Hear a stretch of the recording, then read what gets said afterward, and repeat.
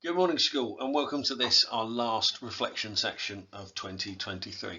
Now, as it is the last day of term and it's a festive period, what I have done is I've hidden within my reflection section today, I've hidden 12 references to Christmas carols and Christmas songs and Christmas song lyrics.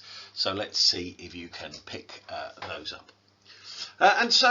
This is Christmas. It is an exciting time, a time of festivities and celebration. But of course, these celebrations often last for the 12 days of Christmas, 12 feast days.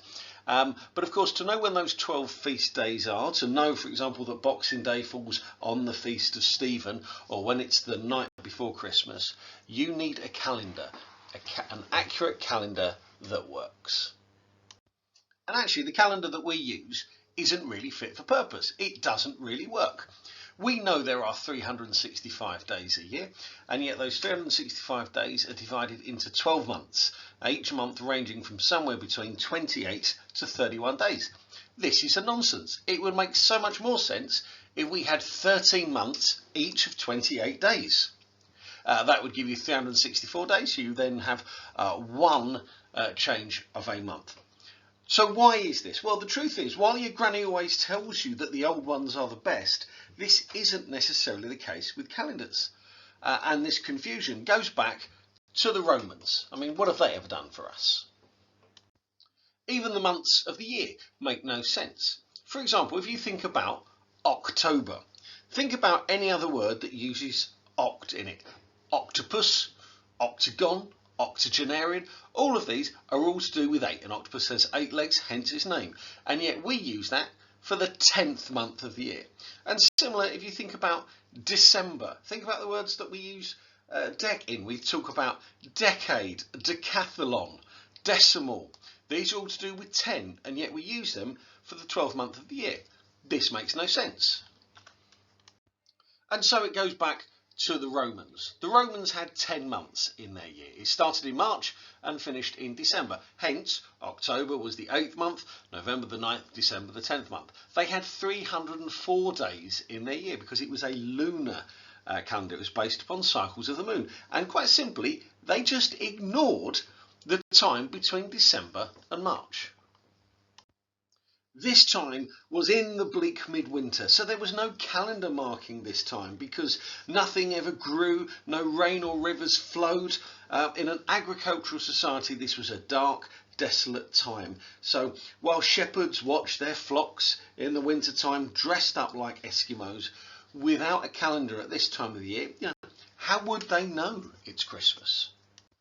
And so in 509 BC, one of the first 3 kings of Rome, a chap called Numa Pompilus, decided to sort this problem out. He introduced 2 new months, Januarius and Februarius, to cover the time between December and March. January was named after the god Janus, whose statue you see here, a fresh-faced figure looking one way to the new year and a more elderly chap looking back on the year that has passed, hence January being the start of the year. But even this system wasn't perfect. February, for example, was only 23 days long. So this meant that the solar year didn't quite match up with the lunar calendar that they were using. So there was a drift from year to year and the dates fell out of alignment with the seasons if not corrected. And so what they brought in what was called an intercalary month, sometimes called Mercedonius. And this was put in after February and would vary in length, designed to get the calendar back to where it should be. What this meant is that the length of the year varied. Some years were 360 days long and others could be as long as 377, meaning sometimes it would feel like it was Christmas every day.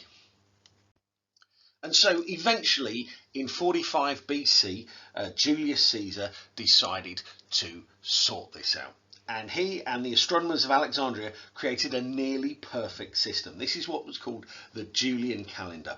It had 365 days a year with 1 day added at the end of February every 4 years, or a leap year as we know it. To reset the calendar, what that meant was that actually 46 BC there had to be added days added to it to make things match up. Actually, 46 BC is the longest year in history. It was 445 days long. It was known as the Annus Confusionus, or the Year of Confusion. So pleased was Julius Caesar with his work on this, that in 44 BC he decided to rename the month Quintilis, the fifth month, in his own honour, and it became July. In 8 BC, Sextilis was renamed in honour of Augustus, becoming our August. You wonder about the egotism behind that. But of course, while the Julian calendar was nearly perfect, unfortunately it wasn't quite perfect. The real length of the solar year is actually slightly less than the 365.25 days used by the Julian calendar. Hence it drifted by 1 day every 128 years. Now that may not necessarily seem like a big deal, but when that calendar was in use for 1500 years, what that meant was by the 16th century, the date of Easter was 10 days out of alignment from what it was supposed to be. And so in 1582, Pope Gregory XIII commissioned another reform to correct the errors of the Julian calendar, and he added one extra leap year every 4 centuries. They also reset the calendar, which meant in 1582, Thursday the 4th of October was actually followed by Friday the 15th of October. This decision brought joy to the world and brought the calendar back to the one that we use today, nearly 500 years later. I do hope you open your Advent calendars and have an enjoyable Christmas.